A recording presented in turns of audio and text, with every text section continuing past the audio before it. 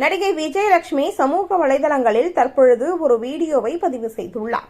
அந்த வீடியோவில் யாரோ ஒருவர் என் பெயரை குறிப்பிட்டு நான் வாழுன்னு கத்திக் கொண்டிருப்பதாகவும் நான் எங்கே போனேன் என்றும் தெரியவில்லை என்றும் குறிப்பிட்டுள்ளார்.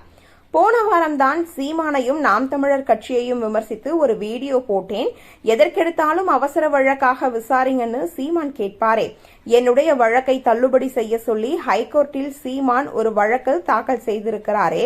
அந்த வழக்கு விசாரணைக்கு வந்தால்தானே என்னால் ஏதாவது பேச முடியும் என கூறி தற்பொழுது ஒரு வீடியோ போட்டதை நீங்கள் யாரும் பார்க்கவில்லையா என்று அந்த நபருக்கு பதில் போட்டுள்ளார். அது மட்டுமல்லாது எதற்கெடுத்தாலும் எனது பெயரை நீங்கள் இழுக்க வேண்டாம் என்றும் அவர் கூறியுள்ளார். சீமான் மீதான புகார் குறித்து ஃபாலோ செய்வது மட்டும்தான் என்னுடைய வேலை என நினைத்துக் கொள்ளாதீர்கள். தமிழகத்தில் என்னோட ஆட்சியா நடக்குது, திமுகவின் ஆட்சிதான் நடக்கிறது.